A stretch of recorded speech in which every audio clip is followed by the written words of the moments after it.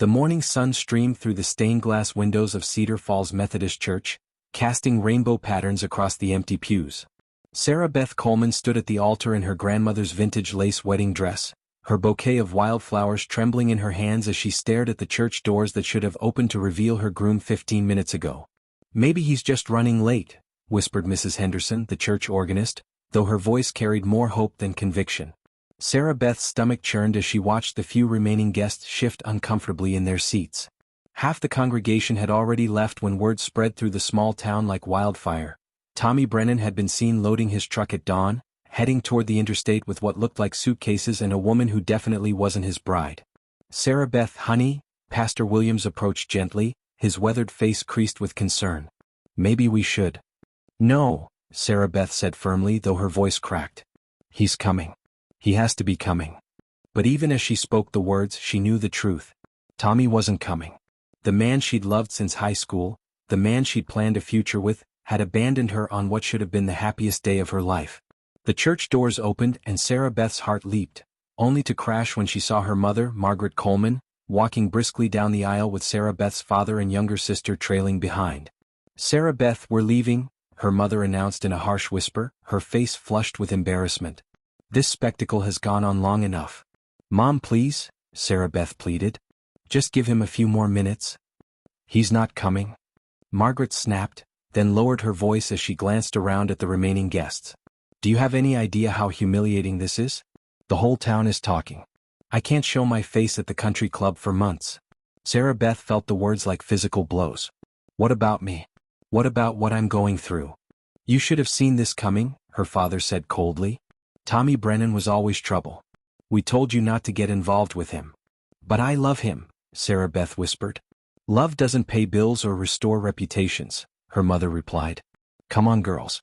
We're going home." Sarah Beth watched in horror as her family walked out of the church, leaving her standing alone at the altar. The remaining guests, mostly elderly church members who'd known her since childhood, looked away in embarrassment, unsure whether to stay or go. "I'm so sorry, dear," Mrs. Patterson said softly, rising from her pew. "If there's anything we can do." But what could anyone do? Sarah Beth was 26 years old, unemployed since the local diner closed last month, and now facing the reality that the man she trusted with her heart and her savings account had betrayed her completely. As the last of the guests filed out, offering awkward condolences and promises to keep her in their prayers, Sarah Beth sank onto the altar steps, her wedding dress pooling around her like a white sea of broken dreams. She'd used her entire savings, $3,000 from her grandmother's inheritance, to pay for the wedding and what Tommy had promised would be a romantic honeymoon in Colorado. Money that was now gone, along with the man who'd convinced her to trust him with it. "Oh, Grandma Rose," she whispered to the empty church, "what am I going to do?" The silence was deafening. Sarah Beth had never felt so alone in her life. She'd grown up in Cedar Falls, population 847, where everyone knew everyone else's business. By now, the story of her abandonment would be spreading through the town like a grass fire. She'd be the subject of pitying looks and whispered conversations for months, maybe years. She was contemplating whether she had the strength to stand up and walk out of the church with whatever dignity she had left when the heavy wooden doors burst open with a bang that echoed through the sanctuary. Sarah Beth looked up, expecting to see another well-meaning church member coming to offer sympathy. Instead, she saw a man unlike anyone she'd ever encountered in Cedar Falls. He was tall, well over 6 feet, with broad shoulders that filled out a clean but well-worn denim shirt. His dark hair was slightly too long, curling at the collar, and his face was weathered by sun and wind in a way that spoke of a life lived outdoors. But it was his eyes that caught her attention, deep blue, intense, and focused entirely on her. He wore faded jeans, scuffed leather boots, and carried a black cowboy hat in his hands. Everything about him radiated a quiet strength and confidence that seemed to fill the empty church. "Ma'am," he said, his voice deep and respectful as he walked down the aisle toward her. "I hope I'm not intruding." Sarah Beth struggled to her feet, suddenly self-conscious about her tear-stained face and wrinkled wedding dress. "The ceremony it's over," she managed. "I heard," the stranger said simply. "Heard about what happened to you." Heat flooded Sarah Beth's cheeks. "The whole town's talking about it, I suppose?" "Some," he admitted. "But that's not why I'm here." He stopped a few feet away from her, close enough that she could see the sincerity in his eyes, the way his hands gripped his hat like he was nervous. My name's Colt Mackenzie, he said. Most folks call me Mountain on account of where I live. I came down from my ranch this morning to pick up supplies, and I heard about your situation. Sarah Beth waited, unsure what to say. This man, Colt, was clearly not from Cedar Falls. She would have remembered someone like him. I know this might sound crazy, Colt continued, his voice steady despite the magnitude of what he was about to say. But if the position is still available, I'd like to apply for the job of husband. Sarah Beth stared at him, certain she'd misheard. I'm sorry, what? You need a husband, Colt said matter-of-factly. I need a wife. Seems like we might be able to help each other out. You don't even know me, Sarah Beth said, her voice barely above a whisper. I know enough, Colt replied. I know you're brave enough to stand here in this church even after being abandoned. I know you're loyal because you waited for a man who didn't deserve you. And I know you're in trouble because I can see it in your eyes. Sarah Beth felt fresh tears threatening. You don't understand. I have nothing. No money, no job, nowhere to go. My family just walked out on me. Then you've got nothing to lose, Colt said gently. And I've got a ranch in the mountains where you'd be safe, fed, and protected. It's not much, but it's honest work and clean living. Why? Sarah Beth asked, the question torn from her heart. Why would you do this for a complete stranger? Colt was quiet for a long moment, his eyes distant. Let's just say I know what it's like to be alone when you need people most. And maybe we both deserve a second chance. Sarah Beth looked into his eyes and saw something there, pain, loneliness, a depth of understanding that spoke of his own struggles. This wasn't some knight in shining armor riding to her rescue. This was a man who'd been broken too, offering what he could to someone else who was falling apart. I don't love you, she said honestly. I don't love you either, Colt replied. But I respect you. And sometimes respect is a better foundation than love. Pastor Williams, who'd been standing quietly in the background, cleared his throat. Are you both serious about this? Sarah Beth looked around the empty church, thought about her family's abandonment, Tommy's betrayal, and the uncertain future that awaited her. Then she looked at Colt Mackenzie, this stranger who'd walked into her worst moment and offered her hope.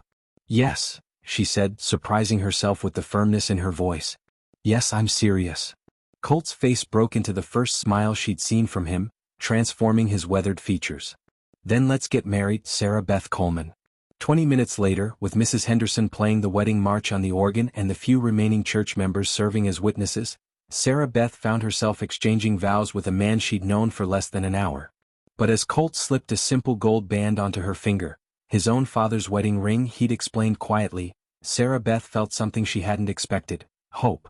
Maybe this was crazy. Maybe she was making the biggest mistake of her life.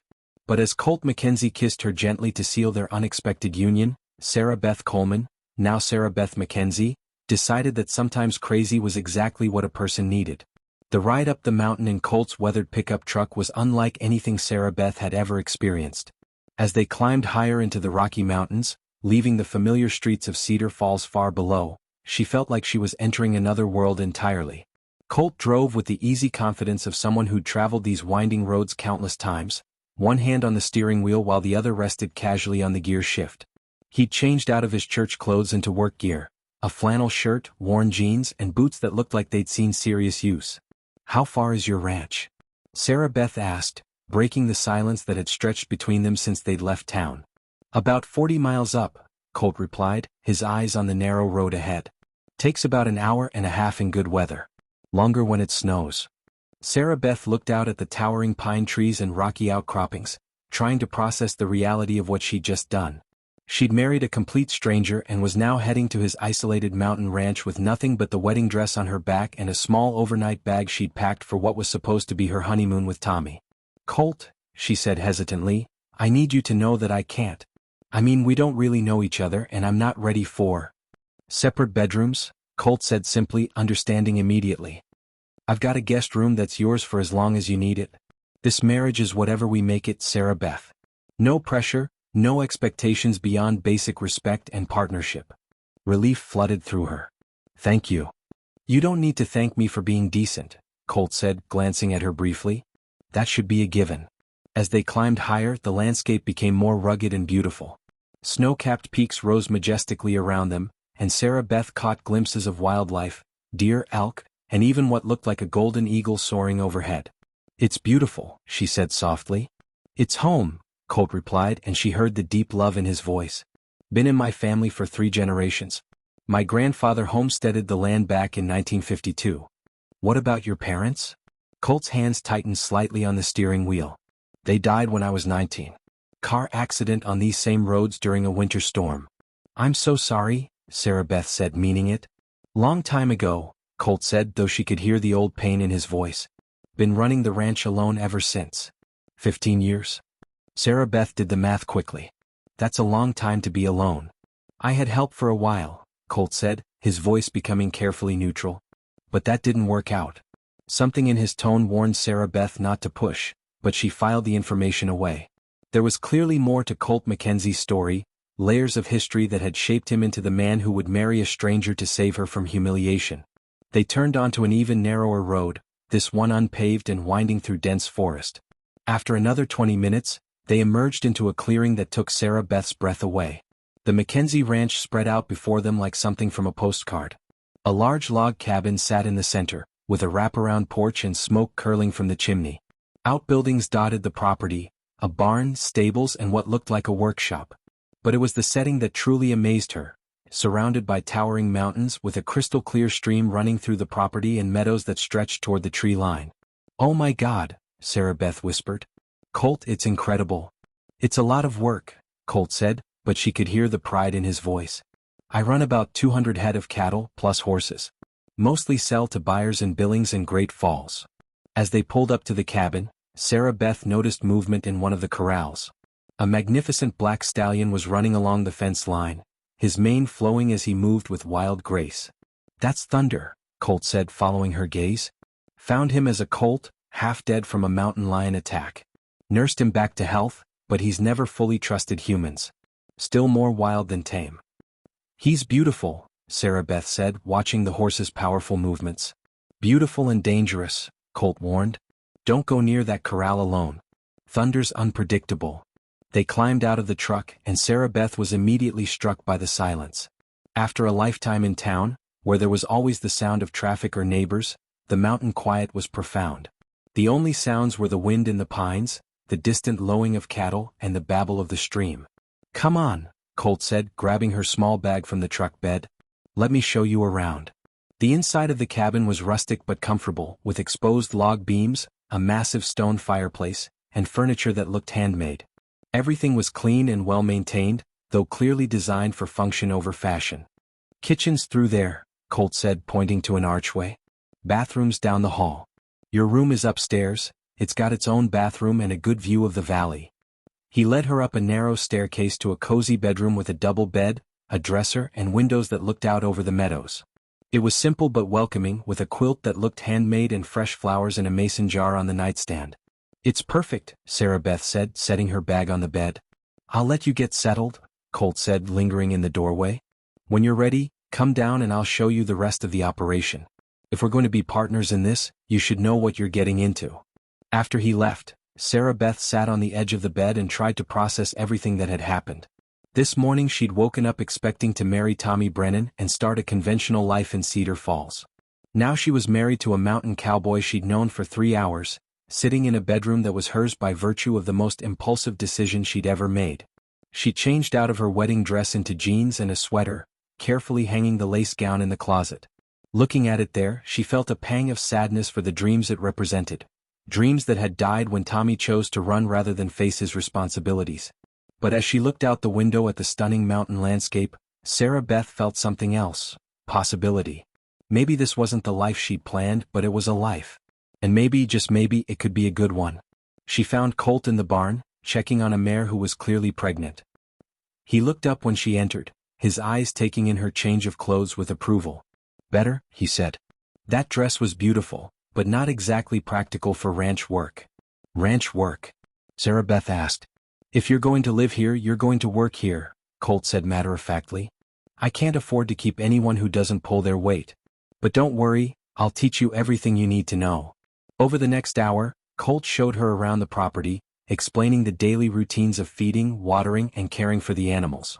Sarah Beth had never been around livestock before, but she found herself fascinated by the work and the obvious care Colt took with every animal. This is a lot for one person, she observed as they watched the cattle grazing in a distant pasture. It is, Colt agreed.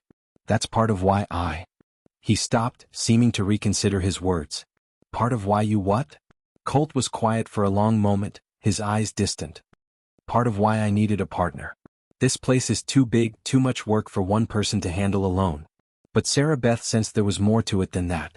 There was something in Colt's eyes, a loneliness that went deeper than just needing help with ranch work. As the sun began to set behind the mountains, painting the sky in brilliant oranges and purples, they stood together on the porch of the cabin. The beauty of the place was overwhelming, but so was the isolation. Colt, Sarah Beth said quietly, why did you really come to that church today? He was silent for so long that she thought he wouldn't answer. When he finally spoke, his voice was rough with emotion. Because I know what it feels like to be abandoned by the people who are supposed to love you, he said. And I couldn't stand to see someone else go through that alone.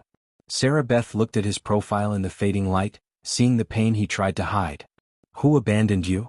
Colt turned to meet her eyes, and she saw a vulnerability there that took her breath away. My fiancé, he said simply. 3 years ago. Left me standing at the altar of the church in Billings, in front of 200 guests. Said she couldn't handle the isolation, couldn't live this far from civilization. The pieces clicked into place. That's why you live alone. Why you don't trust easily. That's why I understand what you're going through, Colt corrected. And why I know that sometimes the best thing you can do is start over with someone who understands. Sarah Beth felt tears prick her eyes, but they weren't tears of sadness. They were tears of recognition, of finding someone who truly understood the depth of betrayal she'd experienced. So what do we do now? She asked. Colt smiled, the expression transforming his weathered face. Now we take it one day at a time. We work together, we learn about each other, and we see what happens. As the first stars appeared in the mountain sky, Sarah Beth Mackenzie stood beside her unexpected husband and felt something she hadn't experienced in years: hope for the future. 3 weeks into their unconventional marriage, Sarah Beth had settled into a rhythm that surprised her with its satisfaction.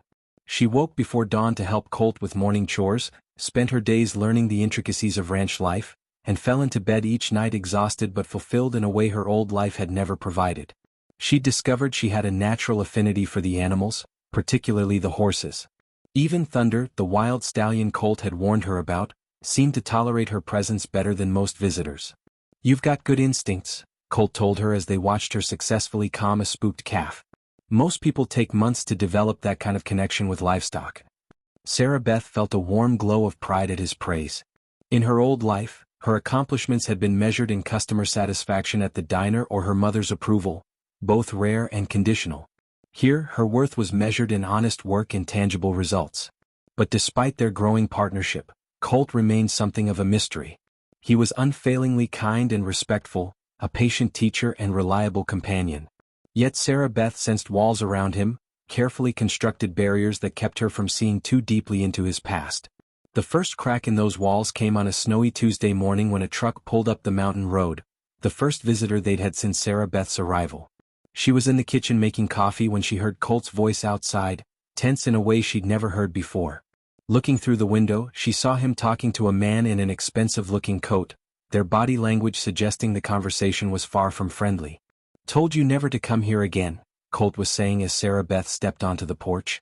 Things change, Mountain, the stranger replied, his voice carrying a subtle threat. Business is business.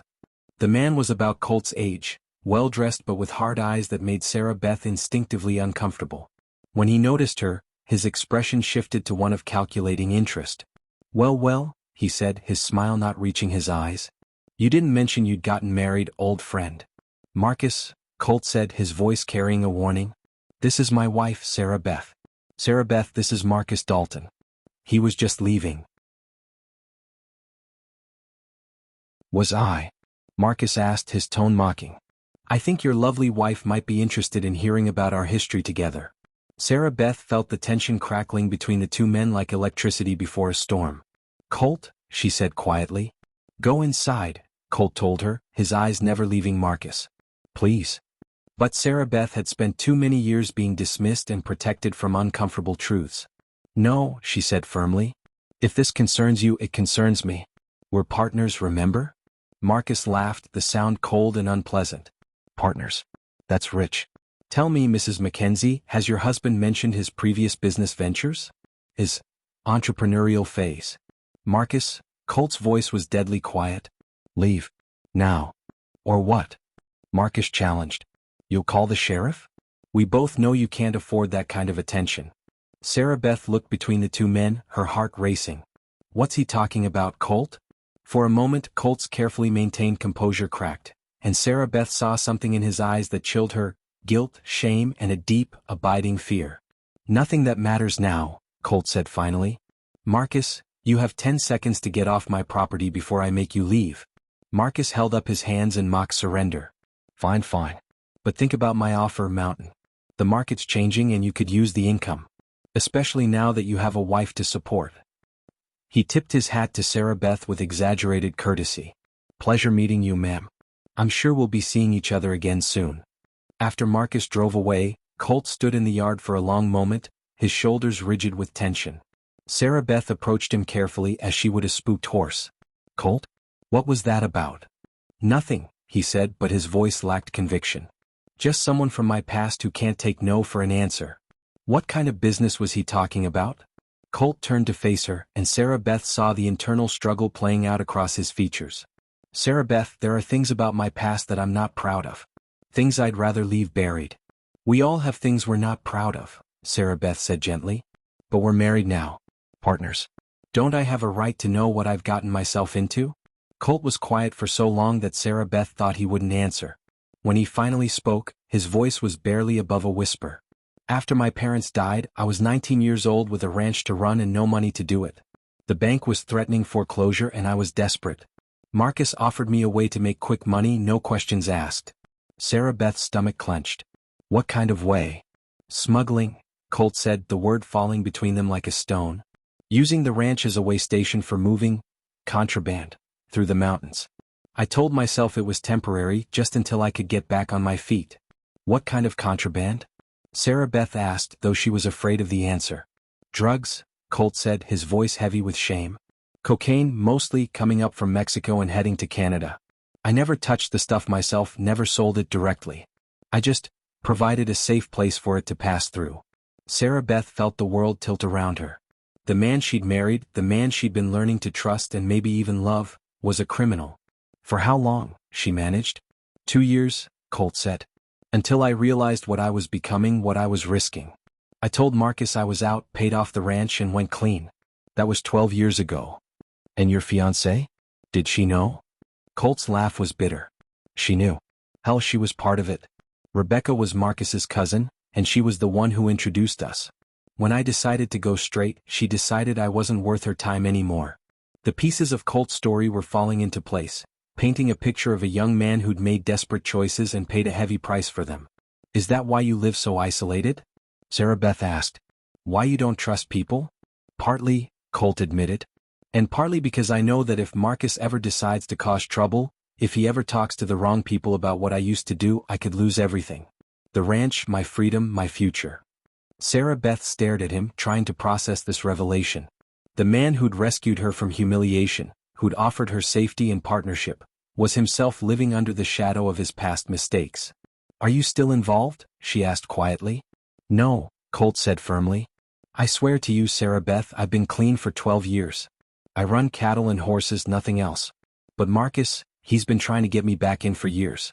Says the money's better than ever, that the risks are minimal. And what do you tell him? I tell him no. Every time. But he's persistent and he's not above using pressure tactics. Sarah Beth looked at her husband, this man who'd seemed so strong and self-assured, and saw the vulnerability beneath his tough exterior. He was as trapped by his past as she'd been trapped by her circumstances in Cedar Falls. What does he want now? She asked. The same thing he always wants. To use the ranch as a distribution point. He says the isolation makes it perfect, that the authorities would never think to look here. And if you keep saying no? Colt's expression darkened. Marcus isn't the kind of man who accepts no indefinitely. Eventually, he'll either find a way to force my hand or find a way to eliminate the problem. The implications of his words hit Sarah Beth like a physical blow. You mean he'd hurt you? He'd hurt anyone who got in his way, Colt said quietly. Including you. Sarah Beth felt fear crawl up her spine, but it was mixed with something else, anger. She'd finally found a place where she felt safe, where she was building something meaningful, and now that was threatened by ghosts from Colt's past. "So what do we do?" she asked. Colt looked surprised by her use of we. "Sarah Beth, this isn't your problem.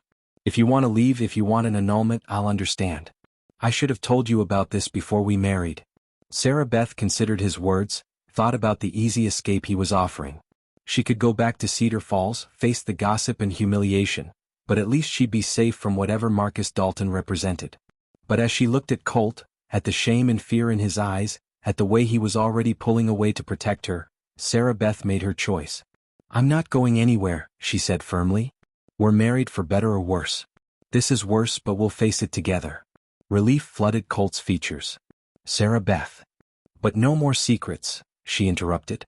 "If we're going to make this work, if we're going to fight whatever's coming, I need to know everything. No more protecting me from uncomfortable truths." Colt nodded slowly. "Everything. I promise." As they stood together in the snowy yard, Sarah Beth realized that their marriage of convenience had just become something much more complicated. They were no longer just two lonely people helping each other, they were partners facing a real and dangerous threat. But looking at Colt, seeing the gratitude and determination in his eyes, Sarah Beth knew she'd made the right choice. Whatever came next, they would face it together. The question was whether their newfound partnership would be strong enough to survive what Marcus Dalton had planned for them. The attack came 3 days later, in the pre-dawn darkness when the mountain was shrouded in mist and silence. Sarah Beth woke to the sound of thunder screaming, a sound of pure terror and rage that cut through the night like a blade. She bolted upright in bed, her heart hammering as she heard Colt's boots pounding down the hallway. By the time she threw on clothes and made it outside, she could see flames licking at the corner of the barn. "The horses!" Colt shouted, already running toward the burning building. "Get them out!" Sarah Beth didn't hesitate. She ran to the corral where Thunder was rearing and striking at the fence, his eyes rolling white with panic. The other horses were equally terrified, milling around in confusion as smoke began to drift their way. Working with desperate efficiency, Sarah Beth opened the corral gates, driving the horses toward the far pasture where they'd be safe from the fire. Thunder was the last to go, and as he thundered past her, she could have sworn she saw gratitude in his wild eyes.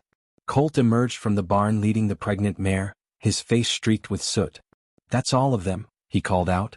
"The cattle are far enough away to be safe." They stood together watching the barn burn, knowing there was nothing they could do to save it. The nearest fire department was 40 miles away, and by the time they arrived, there would be nothing left but ashes. "This wasn't an accident," Sarah Beth said, voicing what they both knew. "No," Colt agreed grimly. "Marcus is sending a message." As if summoned by his name, headlights appeared on the mountain road. But instead of Marcus's expensive truck, it was Sheriff Tom Bradley's patrol car that pulled into the yard. Sheriff Bradley was a man in his 50s, weathered by years of mountain law enforcement. He'd known Colt since childhood, and his expression was grim as he surveyed the burning barn. "Got a call about a fire?" he said, approaching them. "Everyone okay?" "We're fine," Colt replied. "Lost the barn, but we got all the animals out." Sheriff Bradley nodded, his experienced eyes taking in the scene. "Any idea how it started?" Sarah Beth looked at Colt, waiting to see if he would tell the truth. This was the moment that would define their partnership. Would he trust her enough to be honest, even when it meant revealing his dangerous past?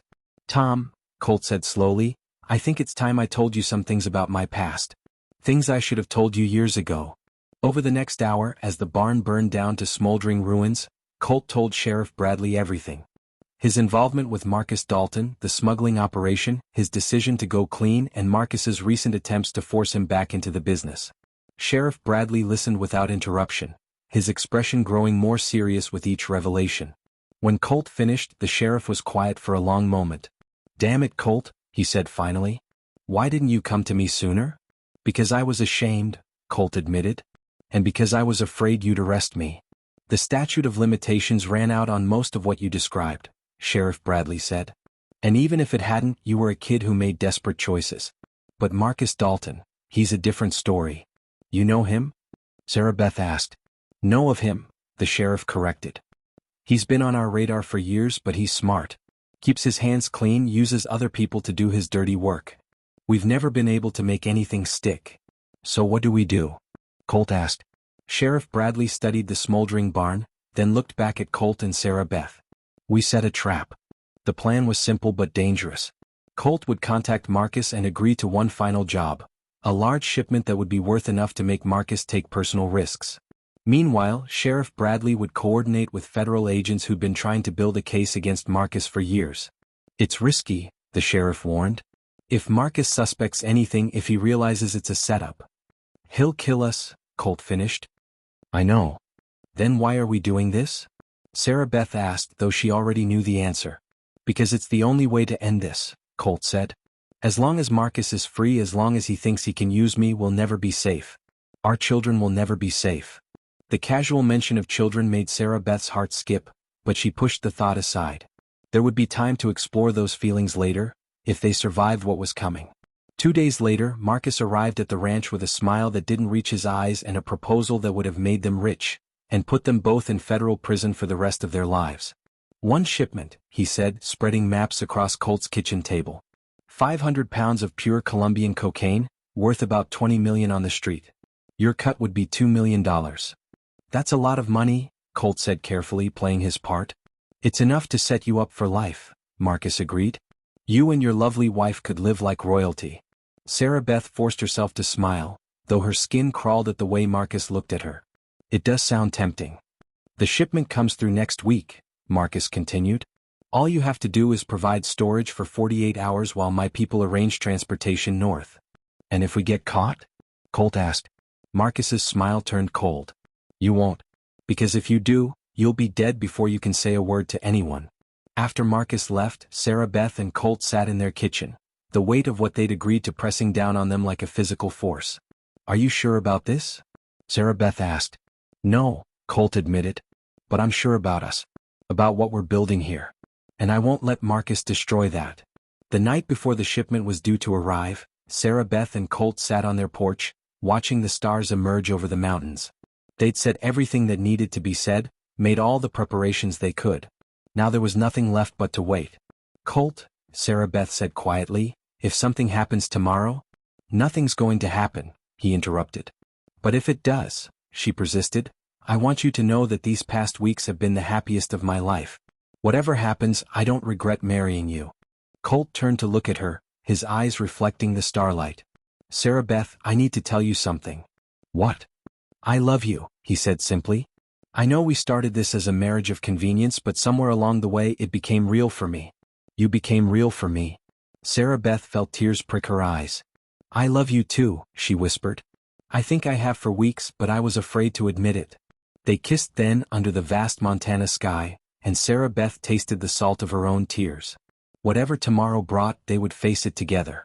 The next evening, as Marcus's trucks rolled up the mountain road carrying their deadly cargo, Sarah Beth and Colt stood hand in hand, ready to risk everything for the chance at a future together. The trap was set. The federal agents were in position. And in a few hours, Marcus Dalton's reign of terror would finally come to an end. But as the first truck pulled into their yard, Sarah Beth couldn't shake the feeling that the most dangerous part of their journey was just beginning. The showdown that would determine their fate, and their future, was about to begin. Sarah Beth Mackenzie stood on the porch of their rebuilt barn, watching her husband work with thunder in the corral. The wild stallion that had once trusted no one now responded to Colt's gentle commands, a testament to patience, understanding, and the healing power of time. The federal sting operation had been a complete success. Marcus Dalton and his entire organization were now serving lengthy prison sentences, and the threat that had hung over their lives was finally gone. The reward money from the federal government had allowed them to rebuild everything they'd lost and more. But the real reward was standing in the corral, laughing as thunder nuzzled his shoulder with surprising gentleness. He's showing off for you, Colt called out, noticing her watching.